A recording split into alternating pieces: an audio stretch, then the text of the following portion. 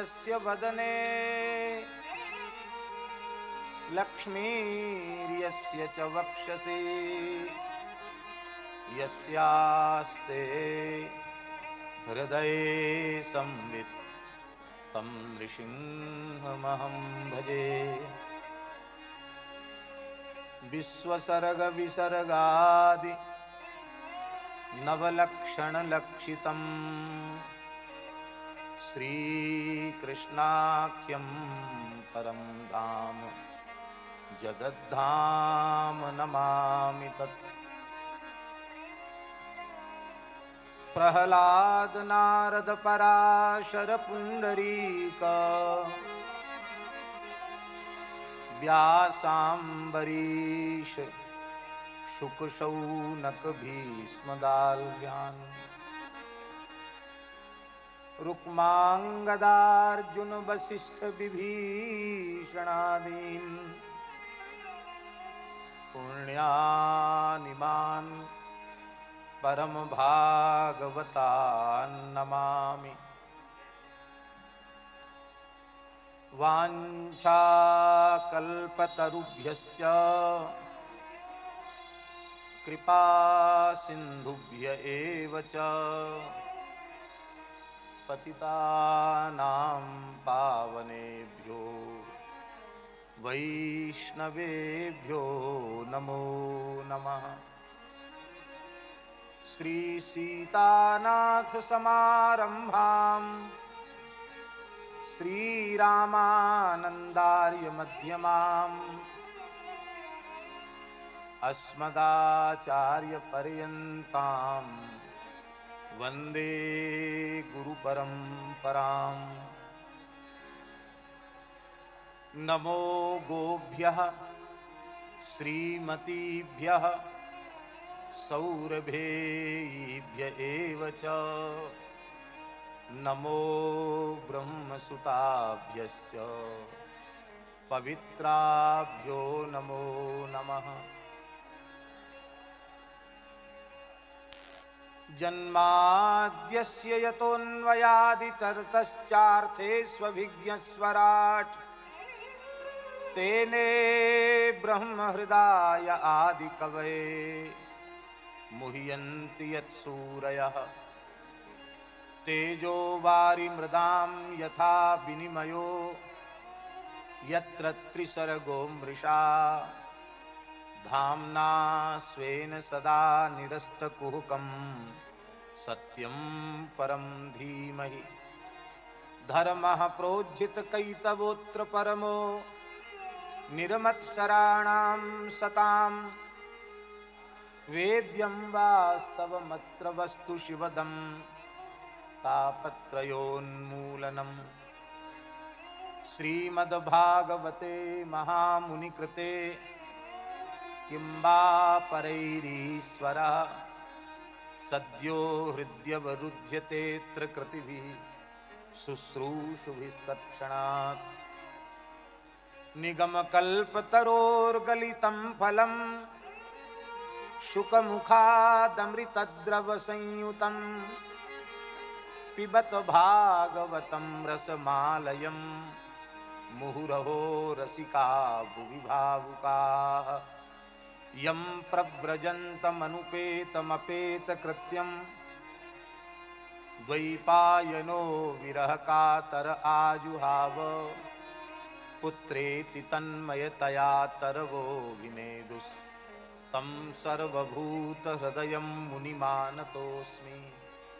यस्वानुभावमखिलश्रुतिसारमेकमध्यात्म दीपमतितितीर्षतां तमोन्धं संसारिणां करुणयाः पुराणगुह्यं तं व्याससूनुमुपयामि गुरुं मुनीनां।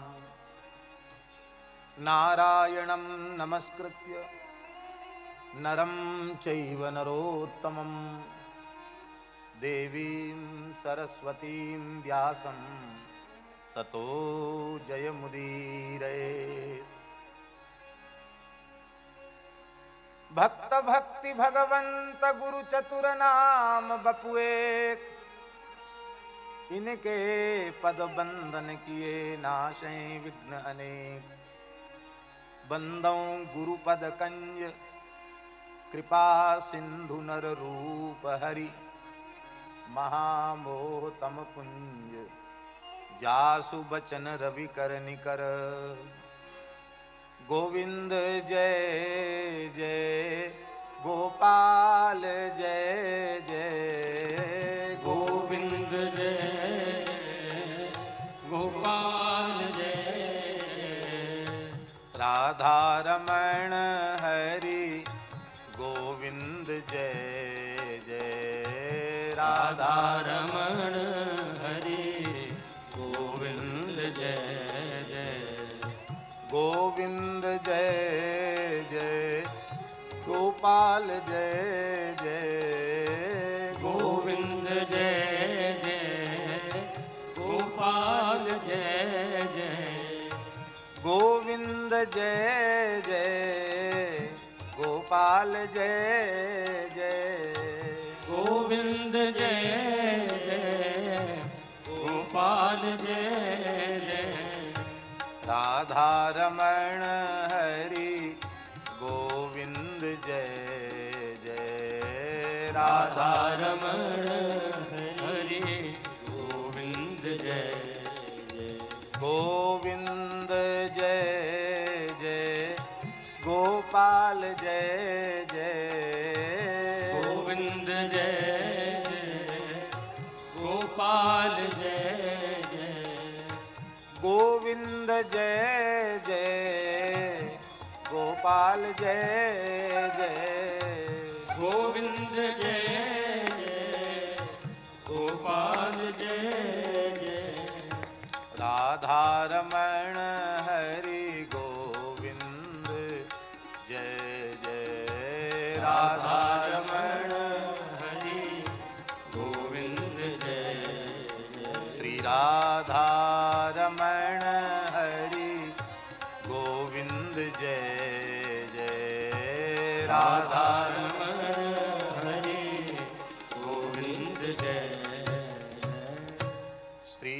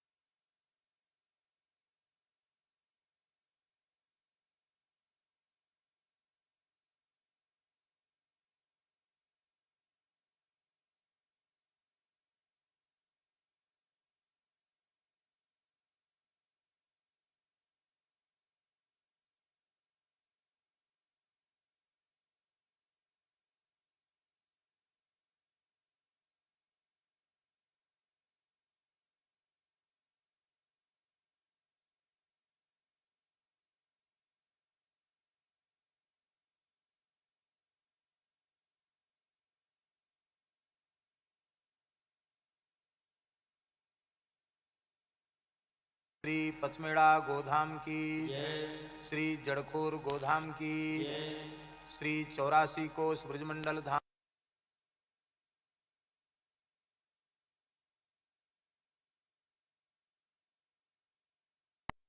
गो उपासक परम पूज्य बाबा श्री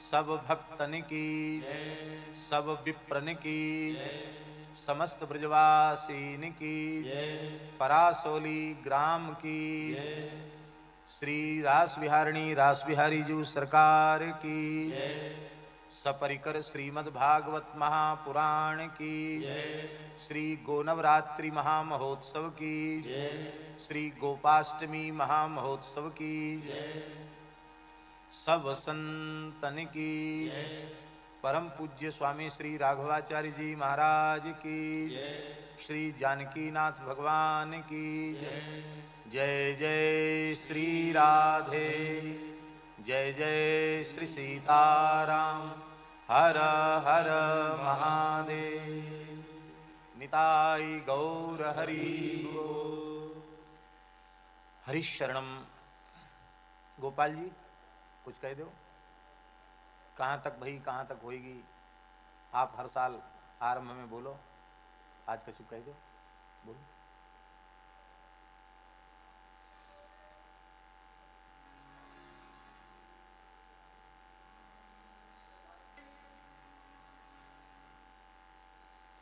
कोडलेस वाला दे दो।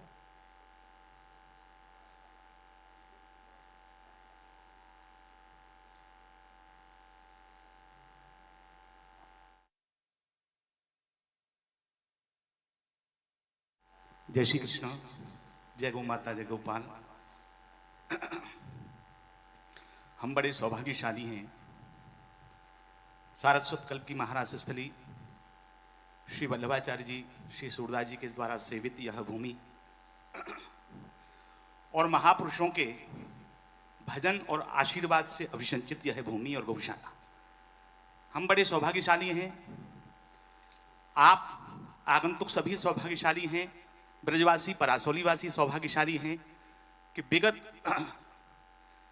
17 वर्षों से ये उत्सव चलता रहा है। आज 18वां वर्ष इस उत्सव को यहाँ है और एक विलक्षण स्वरूप है कि भागवत जी के प्रत्येक श्लोक की व्याख्या परम पूज्य महाराज जी के मुखारबिंद से हम लोग सुन रहे हैं। हम जैसे विद्यार्थी इस व्याख्या और प्रवचन से बहुत लाभान्वित होते हैं और आप जैसे साधक और भक्तवृंद भी महाराज जी की रसमयी भावमयी वाणी से लाभान्वित होते हैं। विगत वर्ष अष्टम स्कंद का विराम पूज्य महाराज जी के मुखारबिंद से हुआ था।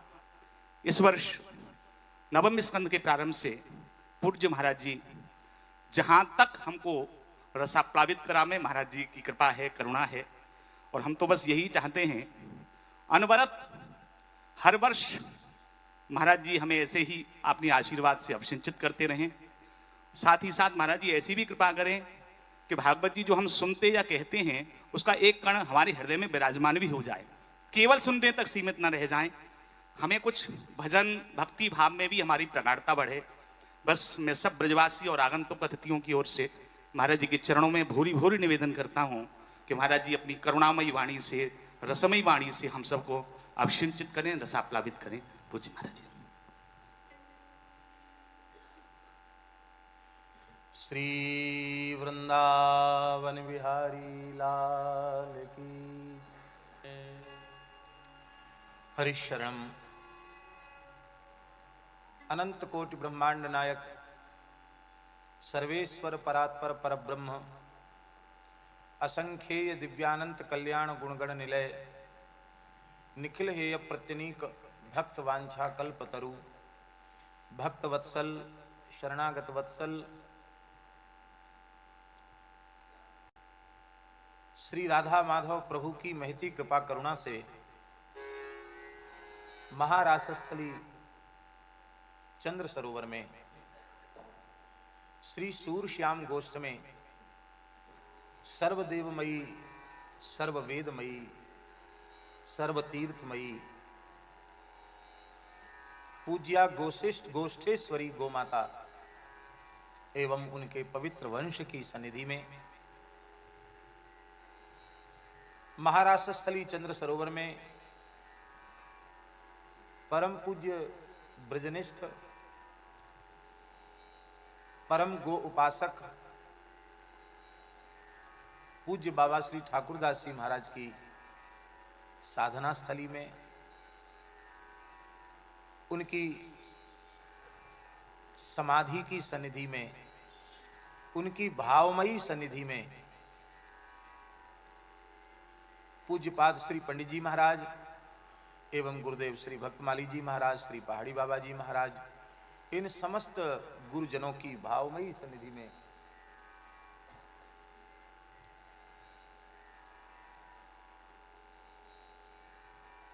परम पवित्र दामोदर मास कार्तिक मास में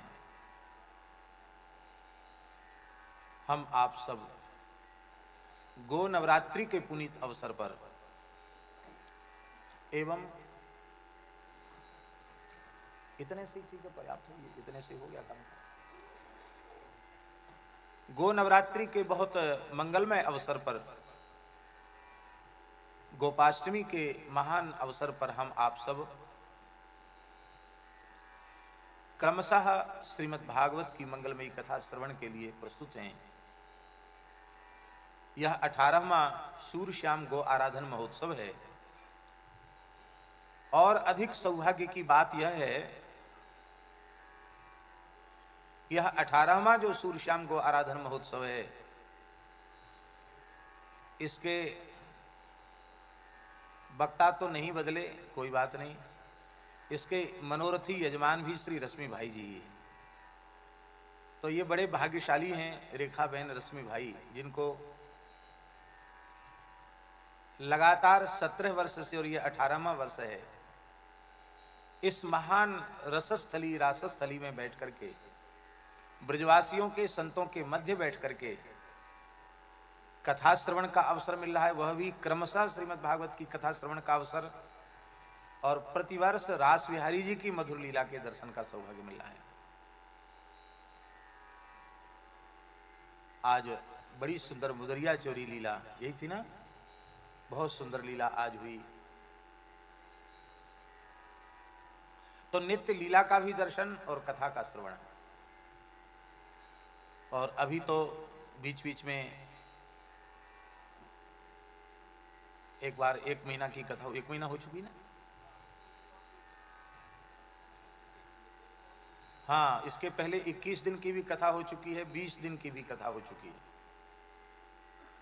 और अब आने वाले चातुर्मास में फिर कम से कम 1 महीने की कथा। नहीं, अभी उसको संशोधित किया जाएगा, क्योंकि वो भ्रम हो गया था थोड़ा, चर्चा कर लेंगे उसकी, फिर घोषणा कर देंगे।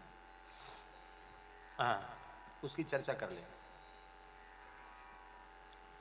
तो वो कथा भी होनी है। आज यम द्वितीया है, कल गिरिराज जी का पूजन था, अन्नकूट था, आज श्री यमुना जी का महापर्व है यम द्वितीया का। आज हमने खूब यमुना जल से स्नान किया है।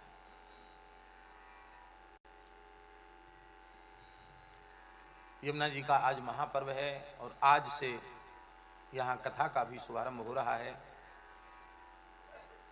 श्री गोस्वामी तुलसीदास जी की जो ग्रंथावली है, उसका भी पारायण चल रहा था। उस क्रम में दोहावली का क्रम चल रहा था, बीच में बाधित हो गया था, तो मन में यही था कि ये बाधित हुआ है, अब सूर्यश्याम से फिर से उसको आरंभ करेंगे। तो अति संक्षेप में 10-5 दोहा करके एक क्रम अल्पारंभ क्षेम करा, इस भाव से थोड़ा सा आरंभ कर देते हैं, और फिर क्रमशः जो 9वें स्कंध में कथा चल रही है, उस कथा का हम स्मरण करेंगे।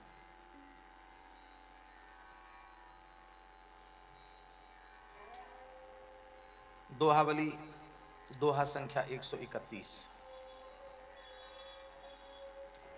तब लगी कुशल न जीव कह, सपने हूँ मन विश्राम, जब लगी भजत न राम कह, शोक धाम तज काम।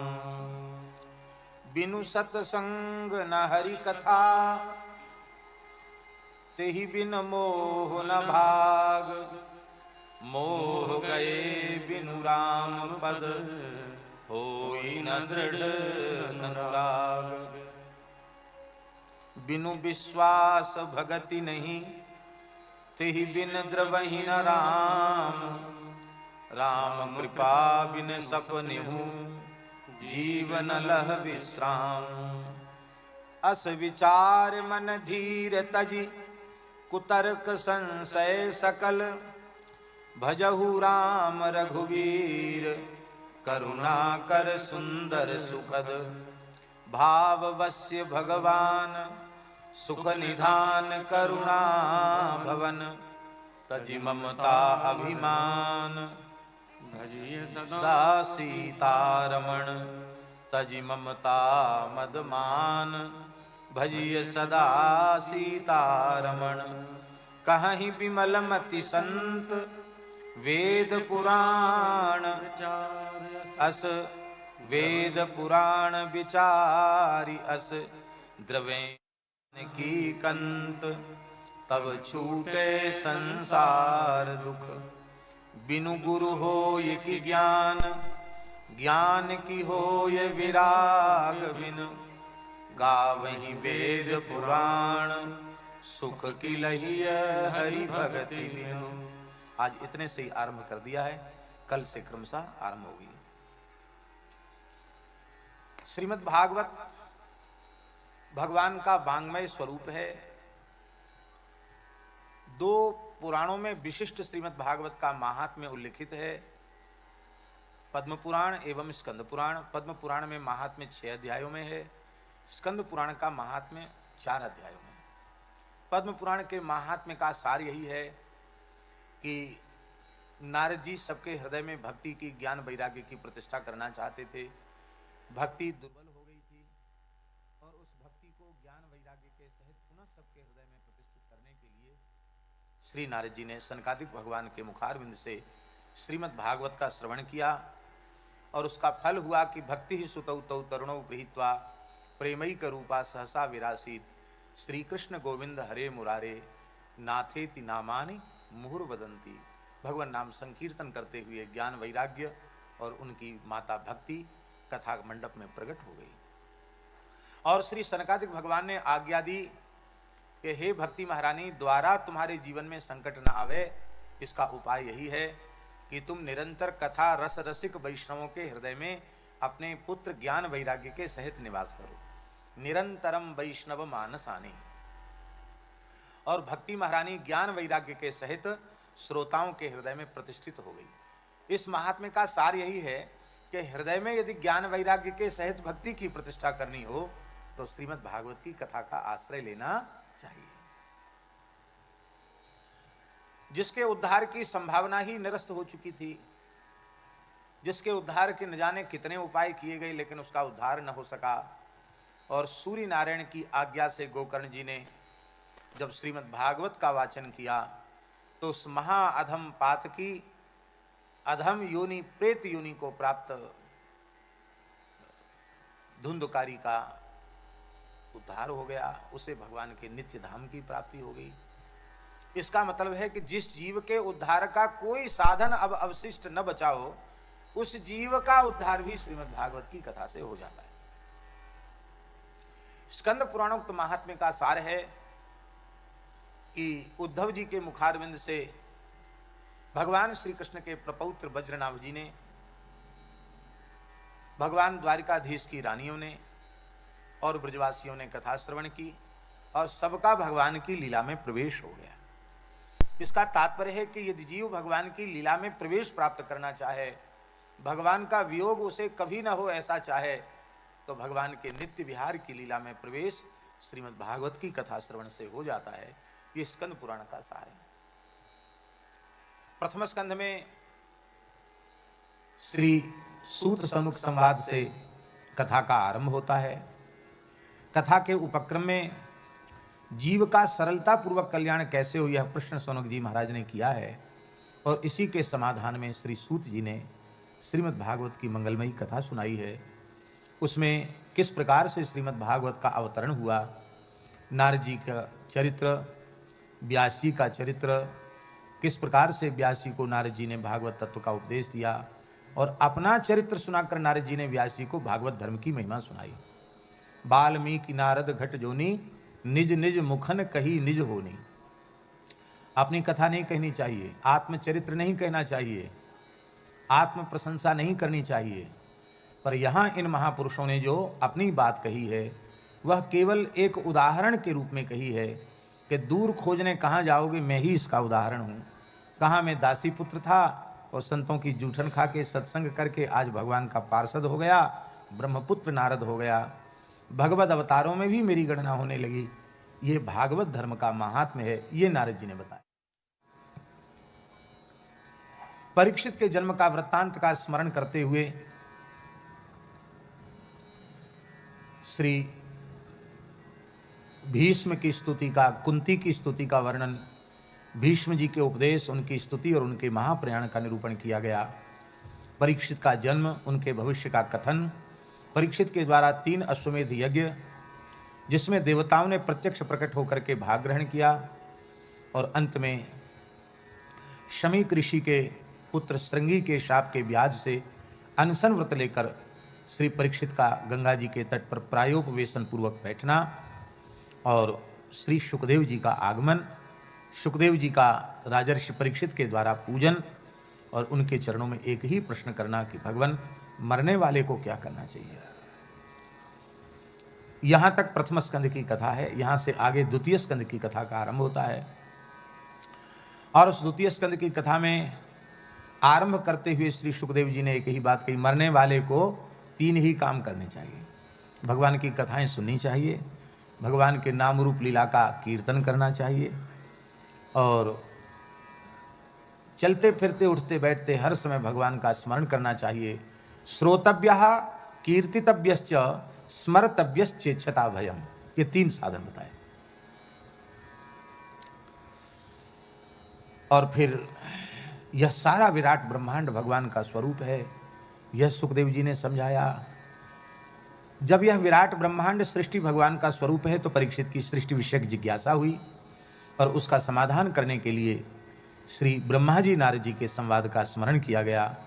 ब्रह्मा जी को कैसे भगवान नारायण ने चतुश्लोकी भागवत का उपदेश दिया और कैसे ब्रह्मा जी ने सृष्टि विस्तार किया, उस क्रम को द्वितीय स्कंध में वर्णन किया गया। भागवत के 10 लक्षण कहे गए, सर्ग विसर्ग स्थान पोषण ऊति मनवंतर ईशान कथा निरोध मुक्ति और आश्रय। तीसरे स्कंध में सृष्टि प्रकरण को और अधिक विस्तारित करके विदुर और मैत्री जी के संवाद के रूप में स्मरण किया गया। पहले विदुर जी उद्धव जी का संवाद है, उसके बाद विदुर और मैत्री का संवाद है।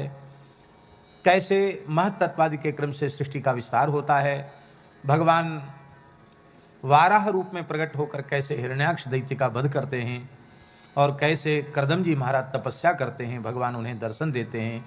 करदम जी का देवहूति से विवाह होता है, 9 कन्याओं का जन्म होता है, 10वीं संतान के रूप में भगवान कपिल प्रकट होते हैं और माता देवहूति को तत्व ज्ञान का उपदेश करते हैं, भक्ति युक्त सांख्य का उपदेश करते हैं। चौथे स्कंध में, ये तृतीय स्कंध तक की कथा है, चौथे स्कंध में पुरुषार्थ चतुष्टय का विधिवत निरूपण किया गया। धर्म, अर्थ, काम और मोक्ष, इन चारों पुरुषार्थों का चौथे स्कंध में निरूपण किया गया। धर्म के वंश के कथन के रूप में, निरूपण के रूप में धर्म रूपी पुरुषार्थ का कथन, और धर्माचरण कोई कर रहा है पर उसका उद्देश्य पवित्र नहीं है तो वह धर्माचरण भी सफल नहीं होगा। इसके उदाहरण के रूप में दक्ष यज्ञ का विनाश। भृगु जी जैसे आचार्य हैं और दक्ष जैसा यजमान है, बड़े बड़े ऋषि ऋत्विज हैं, और फिर भी यज्ञ सफल नहीं, विधि में कोई कसर नहीं है, मुहूर्त बिल्कुल ठीक है, बड़े बड़े तपोधन ऋषि हैं उस यज्ञ के ऋत्विज, यज्ञ पूरा नहीं हुआ। धर्म की क्रिया तो हो रही है भैया जी, पर उद्देश्य है भगवान शिव का तिरस्कार। इसलिए कर्म के पवित्र होने के साथ कर्म का उद्देश्य भी पवित्र होना चाहिए। कर्म पवित्र है पर उस कर्म का उद्देश्य पवित्र नहीं है तो पवित्र कर्म भी अपवित्र हो जाएगा। इसलिए धर्म ठीक से करो, दिखावे के लिए कुछ मत करो, ईमानदारी से करो, क्योंकि तुम जो कुछ कर रहे हो नहीं, जो कुछ तुम्हारे भीतर चल रहा है उसे भी भगवान देख रहे हैं। ये हमारे ठाकुर जी छोटी आंख वाले थोड़ी हैं, पुंडरी काक्ष हैं, बड़े बड़े नेत्र हैं, कर्णांत दीर्घ नयनम नयनाभिरामम। सभी प्राणियों के हृदय कमल पर भगवान की दृष्टि टिकी हुई है, भगवान से कुछ छिपा हुआ नहीं है। अर्थ रूपी पुरुषार्थ का निरूपक चरित्र है श्री ध्रुव जी का चरित्र।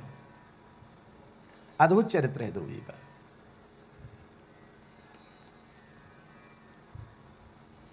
ध्रुव जी को जो कुछ प्राप्त हो रहा है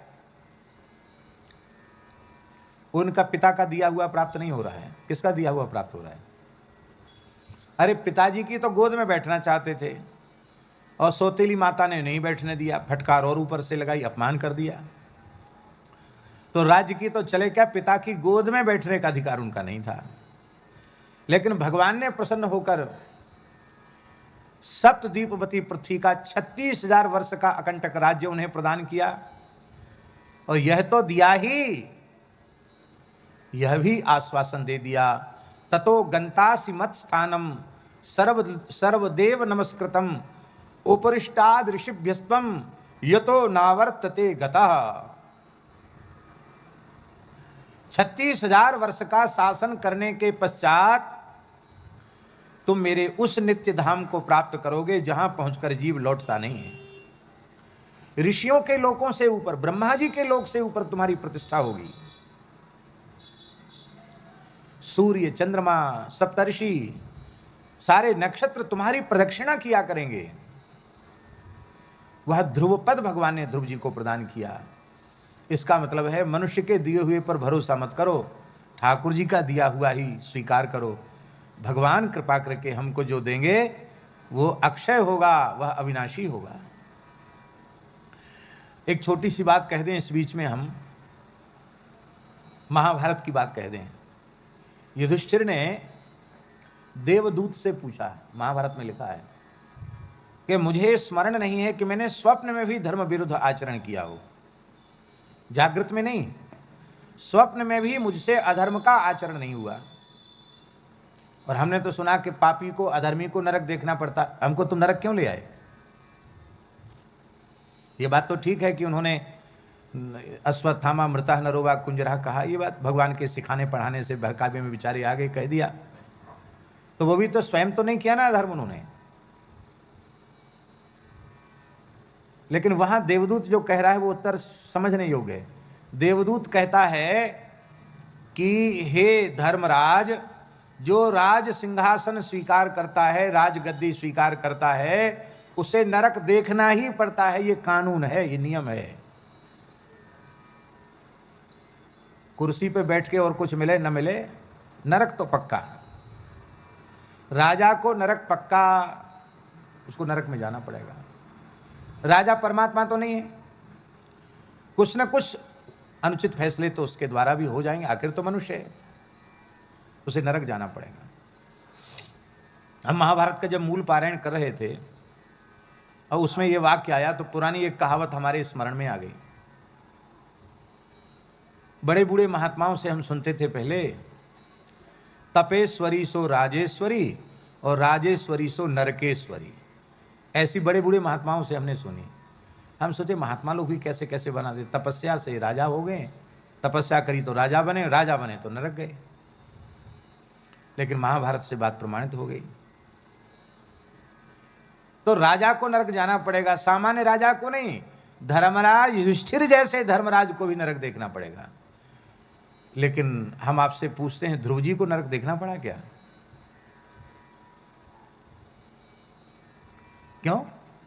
ध्रुव जी के लिए कानून क्यों बदल गया?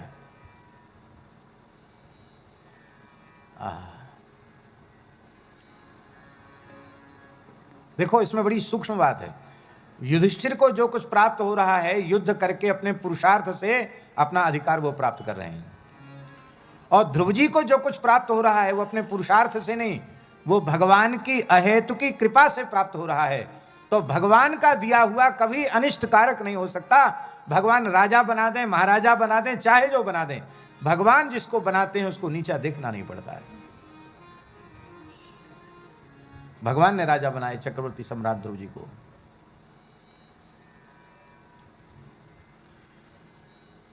विभीषण को कहा कि तुम राजा बन जाओ। विभीषण घबरा गए। पहले तो इच्छा थी, बाद में घबरा गए, बोले महाराज सब नहीं चाहिए। क्यों? जिस गद्दी पर आप हमको बिठा रहे हो, मेरे बड़े भैया जी की गद्दी है, कुर्सी है।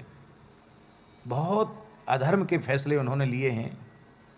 कहीं वही संस्कार हमारी बुद्धि में आ गए तो हमारा तो सर्वनाश हो जाएगा। इसलिए महाराज चाहे जिसको दे दो, हमको नहीं चाहिए। भगवान ने कहा, नहीं करहु कल्प भरी राज तुम, मोहि सुमिरहु मन माहि, पुनि मम धाम पैहु, जहां संत सब जाहि। अंत में तुम्हें मेरे धाम की प्राप्ति होगी, एक कल्प का राज्य करो। ये भगवान का दिया हुआ है। इसलिए भैया, मांगो तो गोपाल सो और ना मांगो तो गोपाल सो। हमें जो कुछ चाहिए ठाकुर जी से चाहिए, संसार से नहीं चाहिए। इसका अर्थ ये नहीं कि हम कर्म ना करें, पुरुषार्थ ना करें, वो करें, पर भरोसा केवल भगवान पर रखें।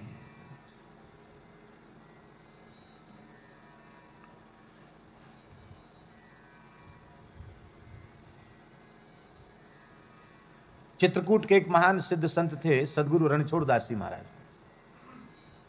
जिनका रघुवीर मंदिर बड़ी अच्छी पारमार्थिक संस्था है, बड़ी गुफा मंदिर रघुवीर मंदिर।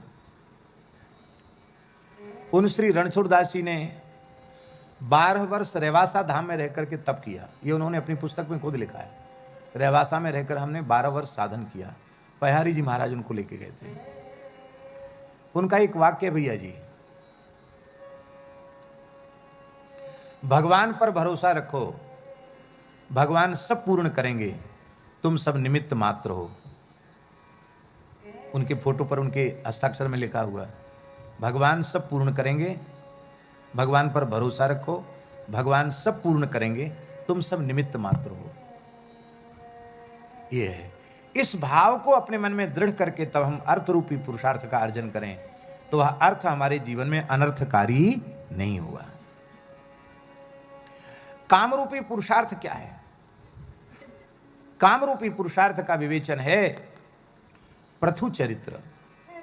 पृथु जी महाराज जो कुछ प्राप्त कर रहे हैं सब गाय से प्राप्त कर रहे हैं। गाय ही कामधेनु है, और गाय में और धरती माता में अभेद है। पृथ्वी, जो पृथ्वी है वही धेनु है, और जो धेनु है वही धरती है, कोई भेद नहीं। सब कुछ गाय के दुग्ध से प्राप्त हो रहा है, इसलिए संपूर्ण कामनाओं की पूर्ति गाय से होती है, ये इसका निरूपण है। और पुरंजन उपाख्यान के रूप में देवर्षि नारद जी ने प्राचीन वही को मोक्ष रूपी पुरुषार्थ का निरूपण करके सुनाया। 5वें स्कंद में भूगोल खगोल का विस्तृत वर्णन है। प्रियव्रत महाराज का उपाख्यान है, ऋषभ देव जी का चरित्र है, राजर्षि भरत जी का चरित्र है, 28 प्रकार के नरकों का भी वर्णन है, और उनसे छूटने के उपाय के रूप में 6ठे स्कंद में जहां पोषण लीला है, वहां नाम महात्म्य का नहीं, नाम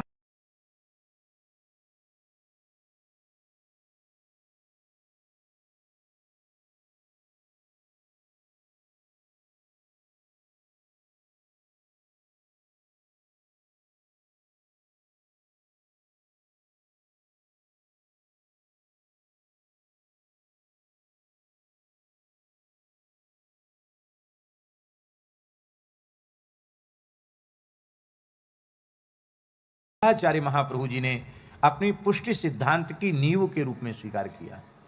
व्रत चतुश्लोकी को पुष्टि सिद्धांत की नींव माना श्री वल्लभाचार्य जी ने। अहम हरे तव पादैक मूलदासानुदासो भवितास्मि भूयः मनस्मरे तासुपतेर गुणास्ते गृणीत वाक् कर्म करोतु कायः ननाक पृष्ठम न च पारमेष्ठ्यम न सार्वभौमम न रसाधिपत्यम न योग सिद्धि रपुनर्भवम वा समंजसत्वा विरही एकांक्षे नना ममोत्तम श्लोक जनेषु अजात पक्षा इव मातरं खगाः स्तन्यम यथा वत्सतरा क्षुधार्ताः प्रियम प्रियव विशतम विषण्णा मनोरविंदाक्ष दिदीर्क्षते त्वां ममोत्तम श्लोक जनेषु सख्यम संसार चक्रे भ्रमत स्वकर्म भी त्वन्माय आत्मात्मजदारगे हे स्वासक्त चित्तस्य ननाथ पूजात। भगवान अपने भक्त पर अनुग्रह करना कभी कम नहीं करते। भक्त से कोई चूक हो जाए, वो अधम योनि में चला जाए, पर भगवान का प्यार, भगवान का दुलार, भगवान का वात्सल्य कभी कम नहीं होता है। यही है पोषण, इसी को पुष्टि कहते हैं। पोषणस तदनुग्रह, भगवान की अपने जनों पर, भगवदीय जनों पर जो भगवान की विशिष्ट कृपा है, उसी का नाम है पुष्टि। 7वें स्कंध में परम भागवत स्मरण भक्ति के आचार्य महाभागवत श्री प्रहलाद जी महाराज का चरित्र है। 8वें स्कंध में मनवंतरों का निरूपण है। प्रत्येक मनवंतर में होने वाले भगवान के विविध लीलावतारों का वर्णन है, और इसी में समुद्र मंथन का प्रसंग है, भगवान के कच्छप अवतार का प्रसंग है, भगवान के मोहिनी अवतार का प्रसंग है, धन्वंतरी अवतार का प्रसंग है, और इसी स्कंध में आगे भगवान के वामन अवतार का प्रसंग है, और सत्यव्रत मनु के ऊपर कृपा करने के लिए भगवान ने मत्स्यावतार लिया। इतने चरित्र 8वें स्कंध में हैं। यहाँ मनवंतर चरित्र पूर्ण होते हैं, यहाँ से आगे नवम स्कंद है। आप लोग कहेंगे कि आपने ये सुपरफास्ट ढंग से, सुपरफास्ट ट्रेन होती ना बहुत तेज, अब तो कौन सी चलने वाली है, बुलेट ट्रेन चलने वाली है, उसकी गति से आपने दोनों महात्म्य के सहित अष्टम स्कंद तक सुना दिया। वो इसलिए सुना दिया क्योंकि ग्रंथ की एक मर्यादा है, अधूरा वाचन नहीं होना चाहिए, उसका एक क्रम बना रहना चाहिए। तो अष्टम स्कंद तक का हमने संक्षिप्त क्रम बता दिया। अब नौवें स्कंद से श्लोक क्रम से हम लोग चर्चा का आरंभ कर रहे हैं। ये जितने लोग कथा सुनने बैठे हैं इतने ही लोग नहीं हैं, ये महारास स्थली है। यहाँ श्री वल्लभाचार्य महाप्रभु, श्री गुसाई जी, विठलनाथ जी, गोकुलनाथ जी, सूरदास जी आदि अष्टसखा विराज रहे हैं, पंडित जी महाराज विराज रहे हैं, बाबा विराज रहे हैं, गुरुदेव विराज रहे हैं, और न जाने कितने रसिक सिद्ध संत सूक्ष्म भाव से यहाँ विराजमान होकर के श्रवण कर रहे हैं। ऐसी रस सिद्ध स्थली में बैठ कर के श्रवण करना ये कम सौभाग्य की बात नहीं है। ऐसा समझ लो कि सूर्यश्याम गौशाला में एक बहुत बड़ी निधि भगवान की अहेतु की कृपा से हम सबको प्राप्त हो रही है, भागवत के क्रमशः प्रवचन के रूप में। जब कभी भगवान के संकल्प से यह 12वें स्कंद तक पूर्ण हो जाएगा तो साधकों के लिए, उपासकों के लिए अनुपम निधि हो जाएगी। हम समझते हैं इसके ऊपर धीरे धीरे कार्य, जो विद्वान हैं उन्हें ध्वनि यंत्र के माध्यम से जब से ये शुरू हुआ है तब से अब तक का कुछ न कुछ लेखन और उसका संपादन कार्य आरंभ कर देना चाहिए, क्योंकि इसका यदि हो जाएगा, जब कभी तो हो ही जाएगा।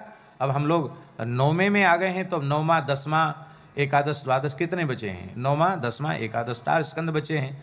10वां तो सबसे बड़ा है, तो उसको भी खूब प्रेम से सुनाएंगे। जितना हो सकेगा ज़्यादा से ज़्यादा उसको सुनाने का प्रयास किया जाएगा।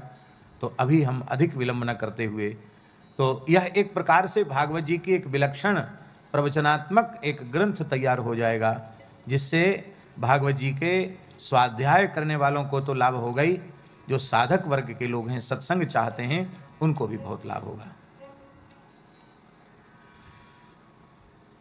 9वें स्कंध का जो लक्षण है वो लक्षण क्या है?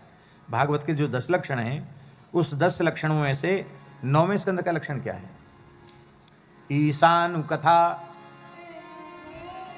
ये ईशानु कथा 9वें स्कंद का लक्षण है। इस ईशानु कथा में भक्त राजर्षियों की वंश परंपरा का वर्णन है। ये केवल वंश परंपरा नहीं है। ईश माने भगवान श्री हरि रामकृष्ण नारायण, उनके अनु माने अनुचर सेवक, उनकी कथा। ये भगवत भक्तों के चरित्र हैं। क्योंकि जो राजर्षि परीक्षित अनशन व्रत लेकर मरने का संकल्प लेकर बैठे हैं, जिनके आयु का एक एक दिन व्यतीत होता चला जा रहा है, वो इसका बेटा ये हुआ, इसका बेटा ये हुआ, इसका बेटा ये हुआ, इसका बेटा, ये सुनने से उनको क्या फायदा? तो केवल वंश नहीं सुन रहे हैं, उन पवित्र राजवंशों में जो भगवान के भक्त हुए और उन भक्तों ने स्वयं भक्ति की और उनकी प्रजा में भक्ति के संस्कार आए, उनके चरित्रों का स्मरण किया गया। और ये 9वां स्कंध एक प्रकार से श्रीमद् भागवत का की भक्त नामावली है, और इसके सुमेरु हैं श्री भक्तराज अम्बरीश जी महाराज। अम्बरीश जी का चरित्र इसमें बड़ा अद्भुत है। श्री हरे नमः। राजोवाच मन्वन्तराणि सर्वाणि त्वयोक्तानि श्रुतानि मे वीर्याण्यनंत वीर्यस्य हरेस्तत्र कृतानि च। राजर्षि परीक्षित कह रहे हैं कि हे भगवान, आपने अष्टम स्कंध में, हे सुखदेव जी महाराज, आपने 14 मनवंतर और उन मनवंतरों में होने वाले भगवान के अवतार चरित्रों का आपने वर्णन किया, और आपने मत्स्यावतार के क्रम में बताया कि दक्षिण भारत में द्रविड़ देश के राजा सत्यव्रत मनु हुए, और वे ही भगवान मत्स्य की कृपा से भगवान सूर्य नारायण के पुत्र के रूप में उत्पन्न हुए, जिनका नाम हुआ वैवस्वत मनु। विवस्वान सूर्य के पुत्र होने से इनका नाम वैवस्वत मनु हुआ। त्वत्तस्य सुता वो वैवस्वत मनु हुए, वैवस्वत मनु के इक्ष्वाकु आदि पुत्र हुए, तो उन महाराज वैवस्वत मनु के वंश का, उनके वंश में होने वाले जो राजर्षि हैं उनके अलग अलग चरित्र का आप वर्णन कीजिए, जो मनुवंश में हो चुके हैं अथवा जो मनुवंश में इस समय विद्यमान हैं अथवा भविष्याश्च जो आगे मनुवंश में उत्पन्न होने वाले हैं। तेसाम नः पुण्य कीर्ति नाम, ये जो गोपाल जी ये पुण्य कीर्ति नाम शब्द है, ये स्पष्ट कर रहा है कि सामान्य लोगों की बात नहीं हम सुनना चाहते। पुण्य कीर्ति नाम, पुण्य कीर्ति कहो अथवा पुण्य श्लोक कहो, एक ही बात है।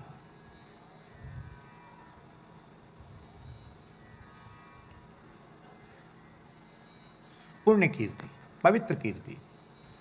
पवित्र कीर्ति किसको कहते हैं? जो श्रोता वक्ता दोनों को पवित्र कर दे उसको पवित्र कीर्ति कहते हैं। पवित्र कीर्ति वाले दो ही हैं, या तो भगवान या भगवान के प्राण प्यारे भक्त। इसलिए भगवान को पुण्य श्लोक कहा गया और भगवान के भक्तों को पुण्य श्लोक कहा गया। कहने सुनने योग्य दो ही हैं, भगवान या भगवान के भक्त। इसी बात को नाभाजी महाराज ने कहा, सब संतन मिली निर्णय कियो, मथि श्रुति पुराण इतिहास, भजिवे को दोई सुघर, कै हरिदास। भजने लायक दो ही हैं, श्री हरि या श्री हरि के दास। बोले हम दो को नहीं, हम तो एक को भजना चाहते हैं। एक का नाम बताओ। दो को भजने में गौरव है, एक को भजने में लाघव है। बोले एक को भजना है तो श्री गुरु अग्रदेव आज्ञा दई, हरि भक्तन को यश गाओ, भव सागर से तरन को नाहिन आन उपाओ। भक्त चरित्र गाओ। भक्त चरित्र गाएंगे तो भगवान का चरित्र अपने आप उसमें आ जाएगा, पर प्रधान रूप से भक्त चरित्र गाओ। तो ये भक्त चरित्र का ही निरूपण 9वें स्कंद में है। भक्त चरित्र निरूपक स्कंद है 9वां स्कंद। इसलिए पुण्य कीर्ति नाम, जिनकी पवित्र कीर्ति है ऐसे महापुरुषों के चरित्रों का वर्णन करो। श्री सूत जी वर्णन करते हैं कि जब राजर्षि परीक्षित ने यह प्रश्न किया तो सुखदेव जी, यहां उवाच नहीं है, यहां मूल में एवं परीक्षिता राज्ञा सदसि ब्रह्मवादिनाम पृष्ठः प्रोवाच भगवान शुकः परम धर्मवित्। अब देखिए, ब्रह्मवादिनाम सदसि, ब्रह्मवेत्ताओं की सभा में पूछा जा रहा है। और किसके द्वारा पूछा जा रहा है? जो आसन्न मृत्यु परीक्षित है उनके द्वारा पूछा जा रहा है। और किससे पूछा जा रहा है? परम धर्मवित्, परम धर्म को जानने वाले श्री सुखदेव जी के द्वारा पूछा, श्री सुखदेव जी से पूछा जा रहा है। परम धर्म के जानने वाले 12 हैं। कितने हैं? 12। कौन कौन? स्वयंभूर नारदः शंभु कुमारः कपिलो मनुः प्रहलादो जनको भीष्मो बलिर वैयासकिर्वयम्। इनमें 12वें वैयासकी माने सुखदेव जी परम धर्म के ज्ञाता हैं। ये इतने विशेषण लगाकर सूत जी क्यों बोल रहे हैं? इतने विशेषण लगाकर इसलिए बोल रहे हैं कि पृच्छक भी सामान्य नहीं है। जिस सभा में पूछा जा रहा है वो सभा भी सामान्य नहीं है, और जो उस प्रश्न का समाधान करने वाला महापुरुष है वो भी सामान्य नहीं है। इसलिए 9वें स्कंध में जो कुछ कहा जा रहा है यह भी सर्वथा असामान्य ही है। ये केवल समझाने के लिए इतने विशेषण दिए जा रहे हैं। सुखदेव जी ने कहा, श्री शुक उवाच श्रूयताम मानवो वंशः प्राचुर्येण परन्तप, न शक्यते विस्तरतो वक्तुं वर्षशतैरपि। हे राजर्षि परीक्षित, आपने जो कहा है कि जो राजा हो चुके हैं, जो हैं, जो होने वाले हैं, उन सबका अलग अलग विस्तार से आप वर्णन करो, तो आपके पास इतना समय है सुनने का? ना हमारे पास कहने का समय है और न तुम्हारे पास सुनने का समय है।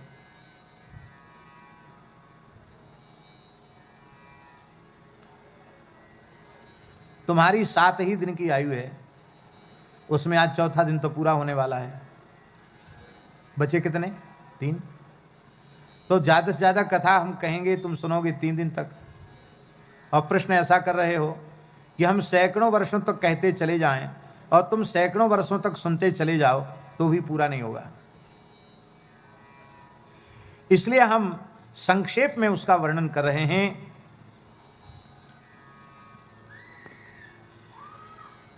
हे राजर्षि, ये सारा विराट ब्रह्मांड भगवान का ही स्वरूप है। ये सारी सृष्टि भगवान के संकल्प से ही उत्पन्न हुई है। परावरेशाम भूतानाम आत्मा यः पुरुष परः स एवासीदिदं विश्वम कल्पान्ते यन्न किंचन।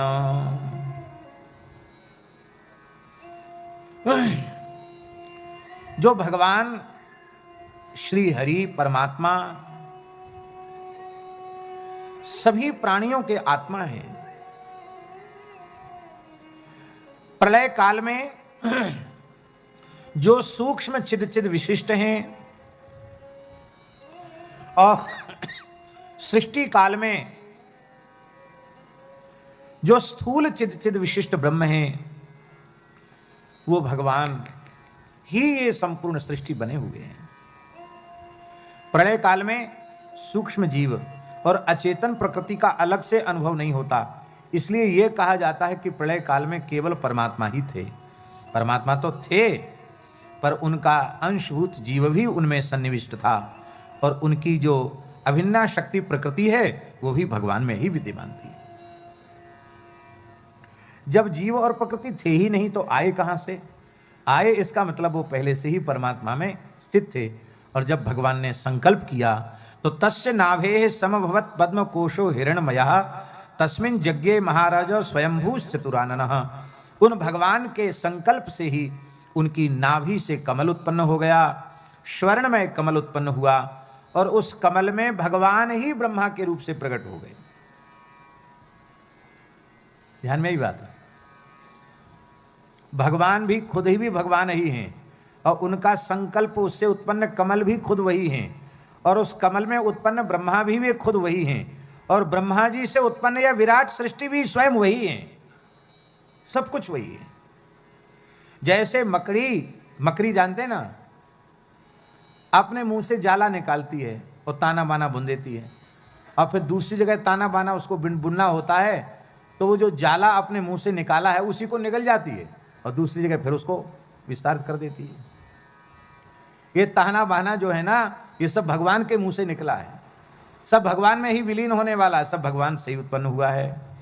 उन भगवान के नाभि से कमल हुआ, कमल से ब्रह्मा जी प्रकट हुए, ब्रह्मा जी के मन से महर्षि मरीचि प्रकट हुए और मरीचि के पुत्र कश्यप जी हुए और कश्यप जी की पत्नी धर्म पत्नी दक्षनंदनी जो अदिति हैं, उन अदिति के गर्भ से भगवान आदित्य का जन्म हुआ, भगवान सूर्य का जन्म हुआ।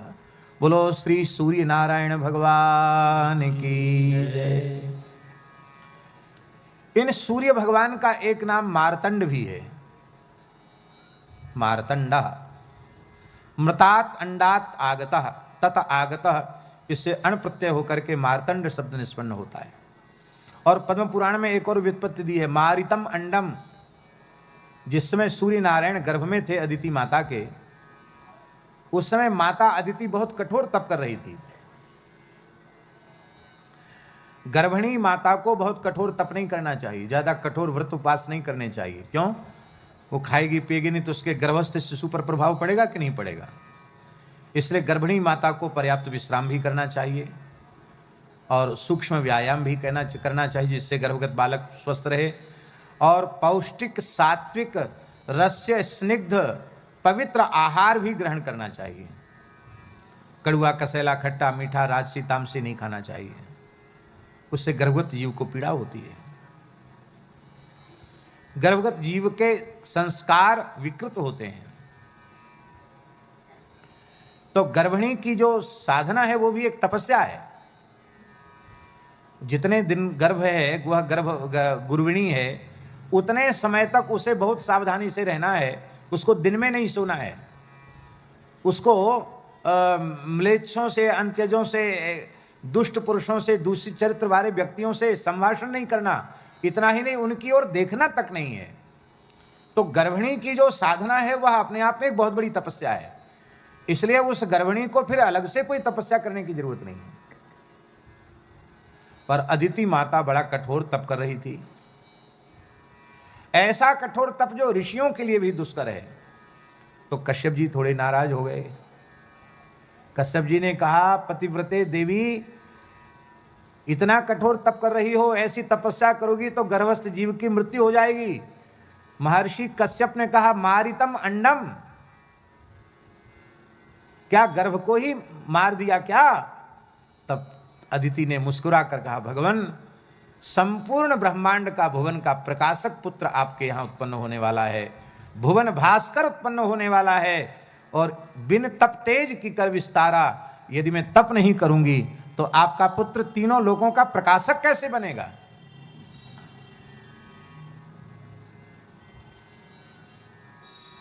आपका पुत्र तीनों लोगों का प्रकाशक कैसे बनेगा? लेकिन आपने इसके जन्म के पहले कहा मारितम अंडम, इसलिए इसका नाम पहले ही होगा मारतंड। तो ये कहने के बाद सूर्य का जन्म हो गया, इनका नाम मारतंड होगा। बोलो सूर्य नारायण भगवान की जय। ये कर्म साक्षी हैं, जगत चक्षु हैं, जगत के नेत्र हैं। सूर्य भगवान का जन्म हुआ और भगवान सूर्य का विवाह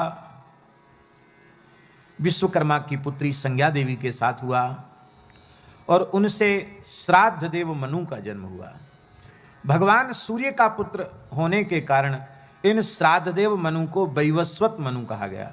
विवस्वान सूर्य के पुत्र होने से इनका नाम वैवस्वत मनु हुआ। दो मनु हैं, एक स्वयंभू मनु है और एक वैवस्वत मनु है। स्वयंभू मनु जो ब्रह्मा जी के पुत्र हैं, और वैवस्वत मनु जो सूर्य के पुत्र हैं। ये है। इन वैवस्वत मनु ने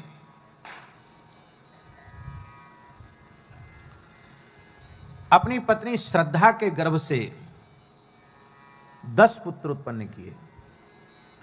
इक्ष्वाकु, नृग, शर्याति, दिष्ट, धृष्ट, करूष, नरिष्यंत, प्रसध्र, नभग और कवि, ये 10 पुत्र उत्पन्न हुए। इक्ष्वाकु, नृग, शर्याति, दिष्ट, धृष्ट, करूषकान, नरिष्यंतम, प्रसध्रंच, नभगंच, कविम, विभु, ये 10 पुत्र उत्पन्न हुए। पहले वैवस्वत मनु, उनके कोई संतान नहीं थी, संतान ही थी। सीताराम।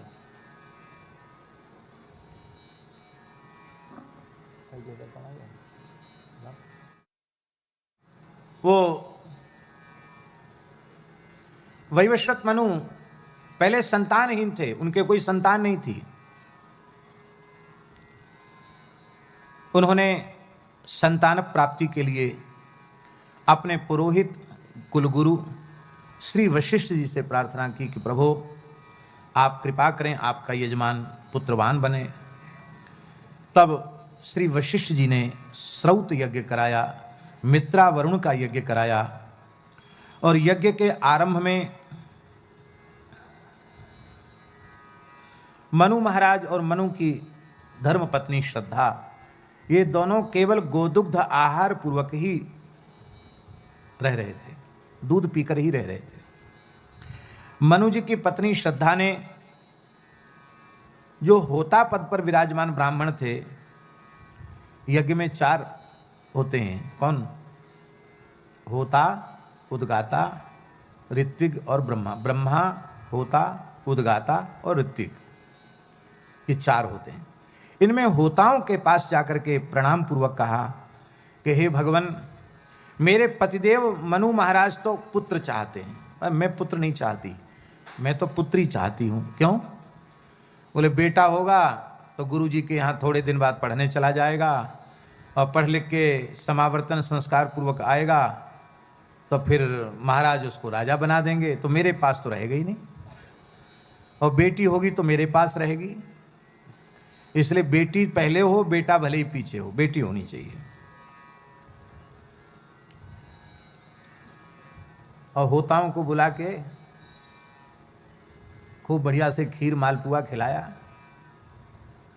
और उनका दान मान सत्कार बढ़िया से कर दिया वस्त्राभूषण से। कहा बस महाराज ध्यान रखना, बेटा ना हो बेटी ही हो। हमारे पूज्य महाराज भक्तमाली जी बड़े विनोद में कहते थे, भक्तमाली जी विनोद में कहते थे कि पंडित जी हमसे कहते थे, पंडित जी जो अपना कार्य सिद्ध कराने के लिए जो कुछ पहले ही दिया जाता है उसको क्या कहते हैं? तो हमने कहा महाराज जी उसको कहते हैं, संस्कृत भाषा में उसको कहते हैं उत्कोच और लोक भाषा में कहते हैं घूस रिश्वत।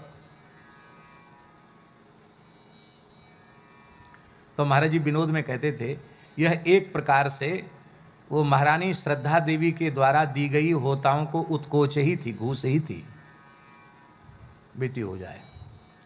आजकल तो वकील साहब पढ़े लिखे लोगों ने घूस शब्द को कहने में उनको अच्छा नहीं लगता, ये घटिया है, तो उसको कहते हैं सुविधा शुल्क। क्या कहते हैं? सुविधा शुल्क।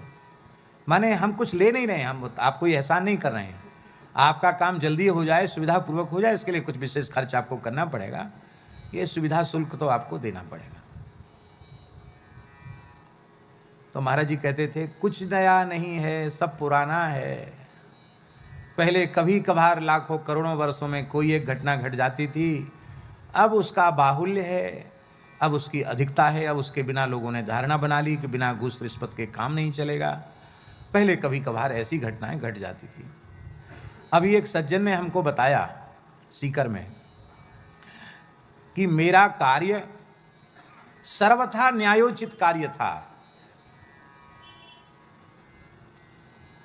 पर बहुत लंबे समय से अटका पड़ा था, फाइलें आगे नहीं बढ़ रही थी, सारा काम एक नंबर का, सब बढ़िया काम, उसमें कहीं कोई ऐसी चीज नहीं थी हल्की हमारी कमी वाली कि जिसके कारण से काम नहीं होना चाहिए था, लेकिन न्यायोचित काम भी लंबे समय से अटका पड़ा रहा। काम बड़ा महत्वपूर्ण था और हम सिफारिश करवाते भी थक गए और दबाव देकर कानून का हवाला देकर भी थक गए। अंत में बड़े अधिकारी ने कहा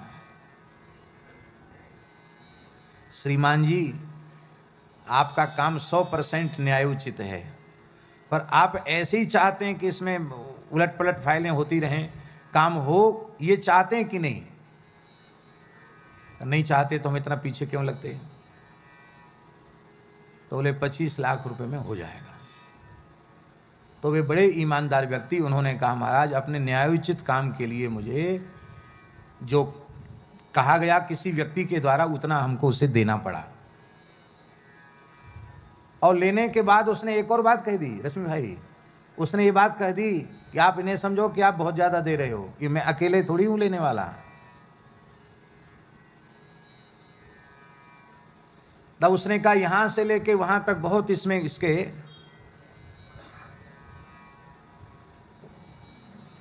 क्या कहना चाहिए, हमको तो शब्द ही नहीं आ रहा है, भागीदार। हाँ, मैं माने उनमें भी कितनी ईमानदारी है उस कार्य के प्रति। गड्ढे में अकेले नहीं जाएंगे, सबको लेके डूब मरेंगे। और सब प्रथम श्रेणी के ईमानदार, इतना सब करने के बाद भी प्रथम श्रेणी के ईमानदार माने जाते हैं। पर भैया ये हंसाने के लिए हम बात नहीं कह रहे हैं, सच्ची बात यह है ईश्वर की दृष्टि में मनुष्य को ईमानदार होना चाहिए। किसकी दृष्टि में? भगवान की दृष्टि में हम ईमानदार बने बस, क्योंकि उनसे कुछ भी छिपा हुआ नहीं। संतों का जीवन चरित्र ऐसा ही होता है। झांसी रेलवे स्टेशन पर पूज्य गुरुदेव भक्तमाली जी के साथ हम लोग खड़े थे। महाराज जी जनरल का टिकट लेते थे, मथुरा से हम लोगों को बिठा देते, स्वयं लाइन में लग करके सामान्य टिकट खिड़की से लेते थे भक्तमाली जी महाराज। हम लोगों को बिठा देते, तुम लोग बैठो, और स्वयं लाइन में लग के गमछा में पैसा बांध के रखते छोड़ में, उसमें से गांठ खोल के और वहाँ से टिकट जितने मूर्ति होते उस हिसाब से जनरल टिकट लेते। जब कभी झांसी जाना होता मथुरा से बुंदेलखंड 5 घंटे में 6 घंटे में पहुँच जाती ट्रेन, 5 घंटे में, तो जनरल डिब्बा में बैठते थे आने जाने में दोनों समय। तो झांसी से आना था और इतनी भीड़ थी जनरल डिब्बा में कि लोग बाहर लटक रहे थे, भीतर घुसने का कोई जुगाड़ नहीं थी कि भीतर कैसे कोई घुस सकता है। 6-7 मूर्ति। तो एक टीटी साहब थे, बड़े सज्जन, महाराज जी में बड़ी श्रद्धा रखते थे। उन्होंने कहा महाराज जी ट्रेन छूट जाएगी, आप ऐसा करो रिजर्वेशन वाली डिब्बा में चलो, हम हैं ना, आप चलिए। महाराज जी बोले हमारा तो जनरल का टिकट, बोले आप विचार करेंगे तब तक ट्रेन निकल जाएगी, आप चलिए बैठिए। तो उन्होंने आग्रहपूर्वक चढ़ा दिया। तो महाराज जी का एक टाट में लपटा हुआ आसन रहता था, बंडल इतना, उसको अपना आसन अपने साथ ही रखते, दूसरे को नहीं उठाने देते। कहते भाई अपने सामान की जिम्मेवारी स्वयं रखो। वो आसन अपना खुद ही रखते, अपना झोला अपना आसन अपने पास रखते। कहे तुम लोग अपना उठा लो, उतना ही बहुत है। और उसी आसन पर गोलमोल लपटा हुआ टाट में आसन, उसी पे शौचालय के पास बैठ गए। अब टीटी कह रहा महाराज सीट खाली है बैठ जाओ। हमने कहा महाराज जी बैठ जाओ। महाराज जी टीटी से बोले आप अपना कार्य करें, हम आराम से बैठे। वो चले गए, उन्हें तो अपना काम करना था, वो चले गए। हमने कहा महाराज जी बैठ जाइए। महाराज जी बोले पंडित जी आपके ऊपर हमारा कोई प्रतिबंध नहीं है, आपकी इच्छा, आप जहाँ चाहें वहाँ बैठें, मैं तो यहीं बैठूंगा। महाराज जी सीट खाली है तो आप क्यों यहाँ बैठेंगे? तो महाराज जी बोले हमने कोमल सीट पर बैठने का पैसा सरकार को नहीं दिया है, हमने साधारण डिब्बे में साधारण सीट पर बैठकर यात्रा करने का पैसा सरकार को जमा किया है। यदि हम कोमल सीट पर बैठ जाएंगे तो ईश्वर की दृष्टि में हम चोर साबित होंगे। इसलिए हर मनुष्य का कर्तव्य है कि ईश्वर की दृष्टि में पवित्र रहे। अब बोले तुम लोग जाओ, तुम्हारी जहां इच्छा हो वहां बैठो, हम यहीं बैठे हैं, अब ज्यादा बोलो मत। अब महाराज जी वहां बैठे तो हम लोग उनको छोड़ के दूसरी जगह कैसे जा सकते? तो हम लोग भी झांसी से मथुरा तक खड़े खड़े ही आए, महाराज जी को घेर के खड़े थे। और उसमें भी बड़ी समस्या, क्योंकि वो तो गेट, दोनों तरफ गेट होता है, तो उधर के स्टेशन पे जब गाड़ी खड़ी हो तो महाराज जी को इधर लाना पड़े, और इधर में जब प्लेटफार्म आ जाए तो महाराज जी को उधर ले जाना पड़े। ऐसे ही करते करते मथुरा तक आ गए, पर महाराज जी खाली सीट होने पर भी कोमल सीट पर नहीं बैठे। ये इसलिए पूज्य गुरुदेव का महावाक्य यहां लिखा है, ठोस काम, हाँ काम ठोस दिखावा नहीं। पूज्य बाबा श्री ठाकुरदास जी के द्वारा दिया हुआ महाराज जी का वाक्य, काम ठोस दिखावा नहीं।